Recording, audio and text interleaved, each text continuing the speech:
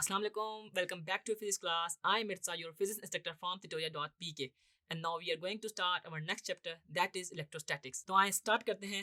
Electrostatics के बारे में अगर बताऊं तो इसमें हम चार्जेस को स्टडी करेंगे, जो चार्जेस हमारे पास रेस्ट पर हैं। अब चार्जेस क्या चीज़ है इसको भी समझना बहुत ज़रूरी है। मैं आपको अभी बताता हूँ कि बेसिकली चार्ज क्या है और इस चैप्टर में हम पढ़ने क्या जा रहे हैं।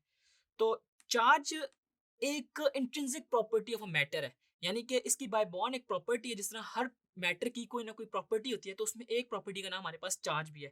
इसको डिफाइन ऐसे किया जाता है कि electric charge is a physical property of matter that causes it to experience a force when placed in an electromagnetic field.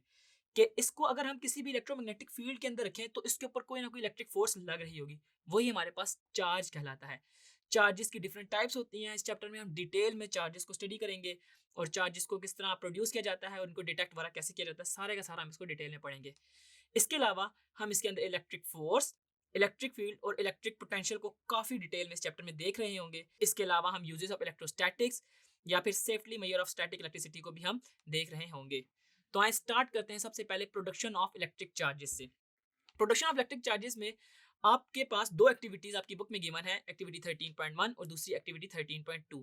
अगर मैं एक्टिविटी 13.1 की बात करूं तो इसमें क्या है कि आपके पास दो प्लास्टिक रॉड्स हैं और उन प्लास्टिक रॉड्स को उन्हें किसी स्ट्रिंग के साथ हैंग किया गया। और जो पहली एक्टिविटी है 13.1, इसमें प्लास्टिक रॉड को रब किया गया है फर्श से और दूसरी प्लास्टिक रॉड को भी फर्श से रब किया गया। और जब इसको हमने किसी स्ट्रिंग के जरिए हैंग किया है तो इनको एक दूसरे के नजदीक लेके आए तो ये एक दूसरे को रिपेल कर रही होती हैं। रिपेल करने का मतलब ये है कि हमारे पास इन दोनों रॉड के ऊपर डिफरेंट टाइप्स के चार्जेस होंगे। और अगर मैं इसके 13.2 एक्टिविटी की बात करूं तो इसमें क्या हो रहा है कि हमारे पास जो एक रॉड है ना, उसको हम जब हमने हैंग किया है ना स्ट्रिंग के, उसको हमने एक रॉड को हम रब कर रहे हैं सिल्क के साथ, जबकि दूसरी रॉड को हम रब कर रहे हैं फर के साथ। और जब इनको आपस में एक स्ट्रिंग के जरिए हैंग किया जाता है तो ये एक दूसरे को अट्रैक्ट करती हैं। अट्रैक्ट करने का मतलब क्या है कि इन दोनों के ऊपर ऑपोजिट चार्जेस हैं। इसके अलावा मैंने बताया कि अगर आप देखें एक कॉम को आप हेयर के साथ अपने रब करें और पीसेस ऑफ पेपर के नज़दीक लग जाए तो वो पीसेस ऑफ पेपर जो है वो उसके साथ अट्रैक्ट कर जाते हैं।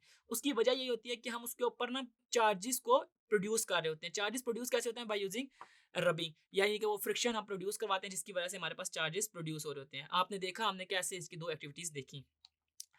अब हम देखते हैं कि चार्ज की और क्या क्या प्रॉपर्टी है। तो charge is a basic property of material body due to which it attracts और रिपेल अनदर ऑब्जेक्ट। ठीक है, कि इससे हमें पता चल रहा होता है कि कौन कौन सी बॉडी एक दूसरे के अट्रैक्ट या रिपेल करती है, ये हमें चार्जेस से पता चल रहा होता है। Friction produces two different type of charges on a different material such as glass and plastic.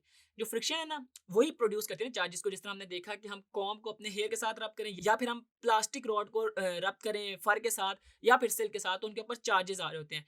तो बताने का मकसद ये है कि जो फ्रिक्शन है ना, वो डिफरेंट टाइप के चार्जेस भी प्रोड्यूस करती है डिफरेंट बॉडीज पे। ठीक है, डिफरेंट मटेरियल्स में उसने बता दिया, ग्लास या फिर प्लास्टिक। अब इसमें एक चीज आपको याद रखनी है कि जो लाइक चार्जेस है ना, वो हमेशा एक दूसरे को रिपेल करते हैं, यानी कि अगर उनको एक दूसरे के नजदीक लग जाए तो वो एक दूसरे से दूर जाने की ट्राई कर रहे होते हैं। और सिमिलरली जो अनलाइक चार्जेस होते हैं वो एक दूसरे को अट्रैक्ट कर रहे होते हैं। ये बातें आपको याद रखनी है। इसके अलावा हमारे पास जो लास्ट है, यानी कि आपको ये पता ये चल रहा है कि repulsion is the sure test of charge on a body. यानी कि हमने इस टॉपिक में देखा कि कैसे चार्जेस को हम स्टडी करते हैं। अगर दो चार्जेस डिफरेंट हैं तो वे एक दूसरे को अट्रैक्ट कर रहे होंगे, और अगर वो सेम है तो एक दूसरे को रिपेल कर रहे होंगे। और यही चार्जेस के प्रेजेंट होने का एक मेन पॉइंट होता है। तो अभी तक के लिए इस वीडियो में इतना ही। आई होप आपको प्रोडक्शन ऑफ चार्ज समझ आए होंगे। See you in the next video.